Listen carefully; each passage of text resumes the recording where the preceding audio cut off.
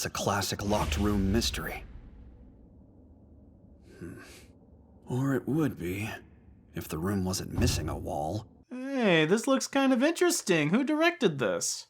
A. Aoki. What else has he done? Fate Zero? Okay. What else did he do?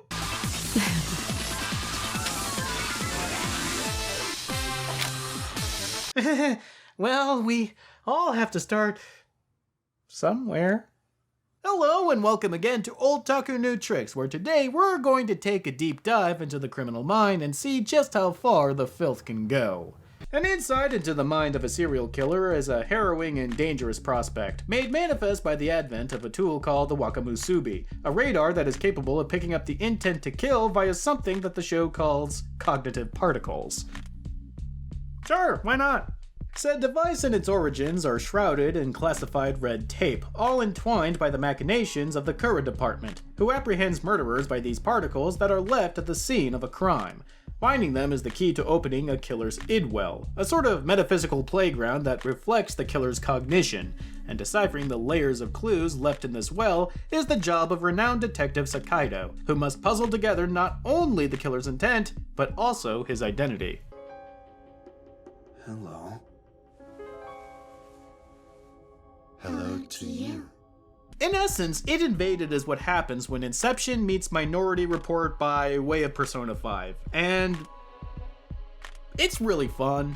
I feel like I'm front-loading this particular episode, but the main thing that comes to my mind when recollecting on my time spent watching the 13-episode series is just fun.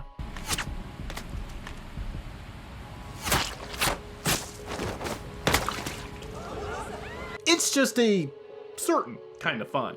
For a show that centers around the brutal habits of the worst that humanity has to offer, It Invaded presents itself with a kind of imaginative, creative flair that's tough to deny. The concept and premise of a man going into a realm that reflects the psyche of a serial murderer is rife with macabre appeal and surrealist imagery, and the show does not disappoint in this regard. Do you need a hand? No, don't worry about it. I appreciate the offer, but she still should be able to hear me. Unlike your typical murder mystery, which is sort of what the series is at the end of the day, the allure of the story is not necessarily finding out who did it, as oftentimes the culprit is someone we didn't even know about before the start of the episode. Rather, the appeal lies in seeing Sakaido piece together the clues and finding out how he will make sense of an inherently nonsensical environment, which, at times, can be pretty unbelievable. Much like how L and Light bounced off of each other using an unbelievable, if not outright silly amount of abductive reasoning, that is to say, observations that might have some logical reasoning but have no verifiable proof whatsoever, so too does Sakaido often pull these moments seemingly out of nowhere. This disjointed world is a product of his mind, so maybe to him it seems like everything's connected normally. But that's kind of the reason why you watch anime like this. There's a sort of weird pleasure seeing someone figure their way out of an impossible position, and when you are inside of a constructed world where every time you enter it you lose the memory of who you were outside, and this world is also actively trying to kill you in one way or another, freedom is only found in the creatively gifted. I say we get out of here. But how are we supposed to do that? Since I'm the brilliant detective, you'll just have to trust me.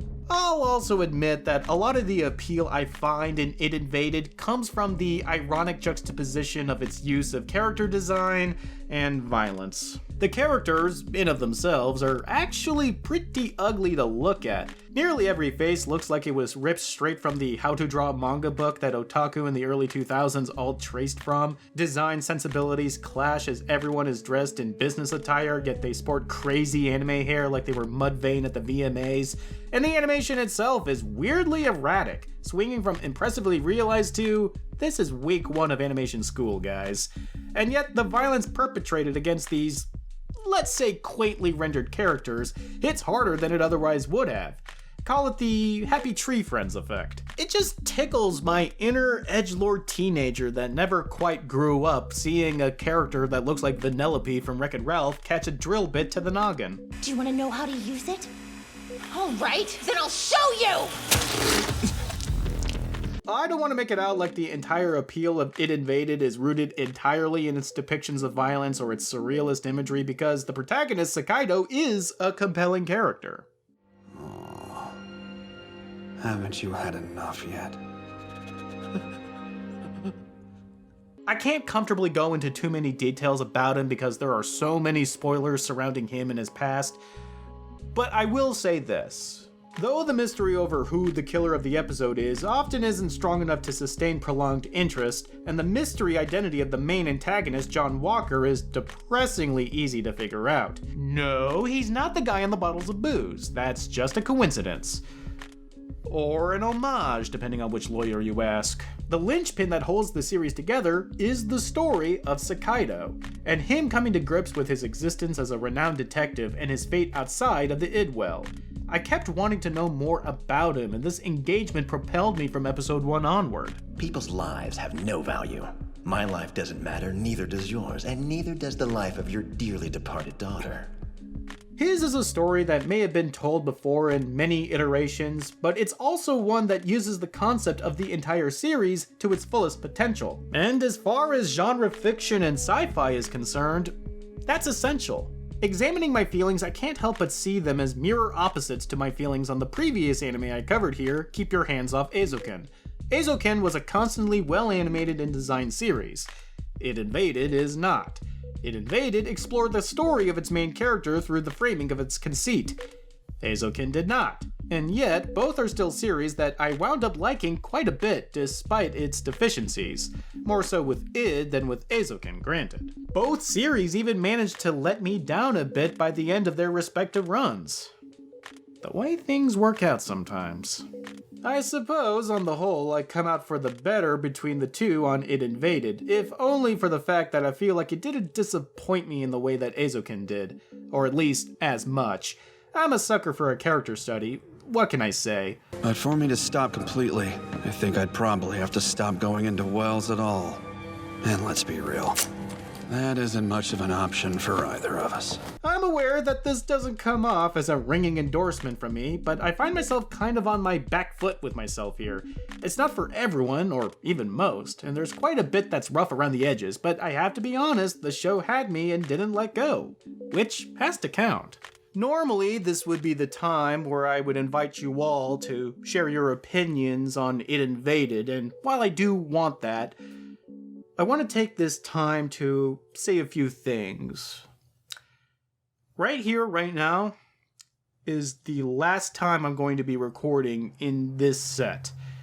I've been recording here for a little over a decade, and I always thought that this was going to be where I was always going to record, but life threw me some curveballs, some happy curveballs, and I'm going to be moving by the time you all see this. Some of you might be asking, why am I moving? And some of you might already know the answer, but this is the first time that she'll be on camera of sorts, so, sweetie, can you come in?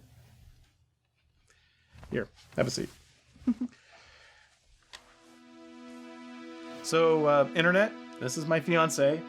Fiance, this is the internet. Hello, internet. Now you all know why, things have been kind of erratic around here. I've been organizing a move. I've been trying to juggle, the wedding coming up and everything else. And, I feel like a chapter of my life is coming to a close, but a new chapter is beginning. And it sounds so cliche when you say it out loud like that, but it's a cliche for a reason.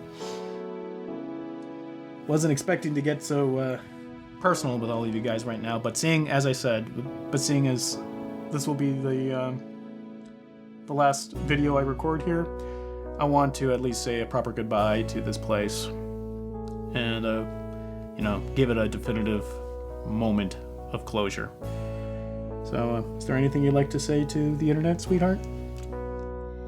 Well, all I can say is I'm also very happy for this move, obviously, that we're gonna have our own place.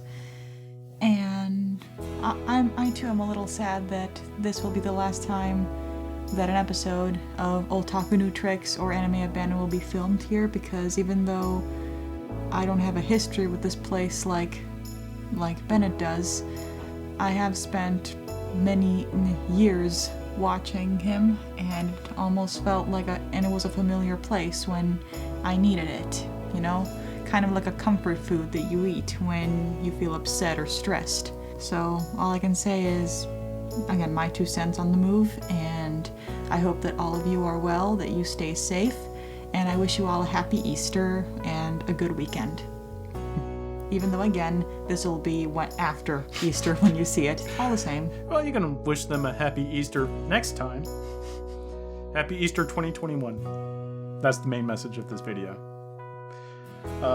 I'd like to thank my fiance. I'd like to thank all of you out there who allowed me, I should say, who allowed me to make this show and all my shows for as long as I have been doing. And I want to thank also the patrons who, through all of their patience through this turbulent time in my personal life, still support me 100%. There are no words I can tell you all how grateful I am. So, from mine to all of you, stay safe, and I will see you in the new set. Here's to a new chapter, everyone.